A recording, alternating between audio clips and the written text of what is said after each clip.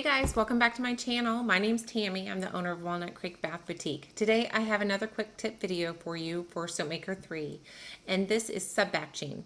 When I first started Soapmaker 3, I was really confused about the whole sub-batching conversation. For some reason, and it's not that hard, but for some reason I was making it so much harder than it needed to be. So I'm going to show you how to use sub-batching and why you should use sub-batching, because for years I never even touched it. Never even touched it. So I just happened to make my tallow cream, and in my packaging I have a couple different jars that I used. Now I used 2-ounce jars and I used my 1.7-ounce jars. But I just have total here. So for my whole recipe, this is my total number of jars that I used. And then in my portions, I have my portion split off, and I got 1.65 in one jar and 1.35 in the other jar.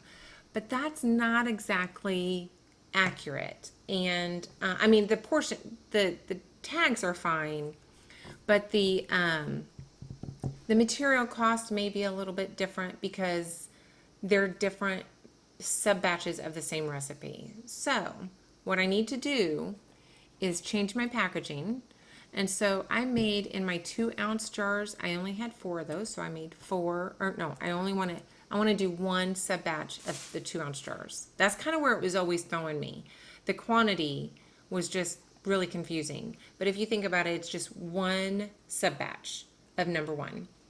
And then it's 1 sub batch of sub batch number 2, which is going to be those smaller jars, right? So then I come over to portions.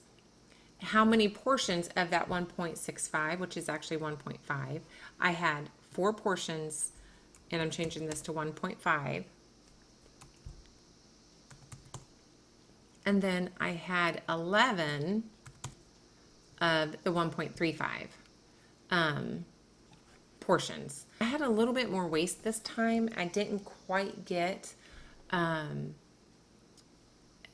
you know what? Let's see, 9, 10, no, yeah, 11. Okay, so that's what I did.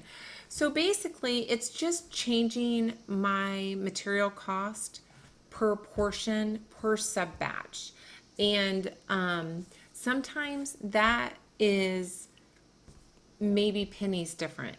But sometimes if you have a packaging item that's really expensive, as opposed to one of your packaging or sub batches, your packaging item, maybe it was free. You know, so part of your recipe went to a free package that didn't cost you anything, and part of it went into something that cost you quite a bit of money. So you can split those off into sub batches like this and get a better feel for how much money you have in either packaging situation. That's kind of how I figured it out and how I use it now. There may be other reasons to use that. It's better bookkeeping probably, but that's the value I see in it. I really know exactly in these 2 different jars what I have in each jar. And a bigger let me look at my pink quartz. A bigger thing is usually this is how it looks for me. So this is my cream. I have a 7-ounce jar, I have a 4-ounce jar, and I have a 2-ounce jar. And so my packaging is sub batch. Now my 8-ounce jar and my top for my 8-ounce jar is sub batch number 1. My 4-ounce jar and my 4-ounce top for that is sub batch number 2. And I think I used a plastic cup for the tester, so I'm not really including that in my packaging. But this is telling me exactly that my cost on that 7 ounces is $2.64. My cost on the 4 ounces is $1.91, and so forth. So you only use 1 sub batch, and then your number of portions goes over here in your sub batch. This is your number of portions. This is actually where you put your number of portions. For years, I just put total, and I just did the whole recipe as 1 packaging. And, Yeah, I think this is a lot more accurate. I hope this helped you understand that. I struggled for years and years with this whole sub batching, couldn't figure it out.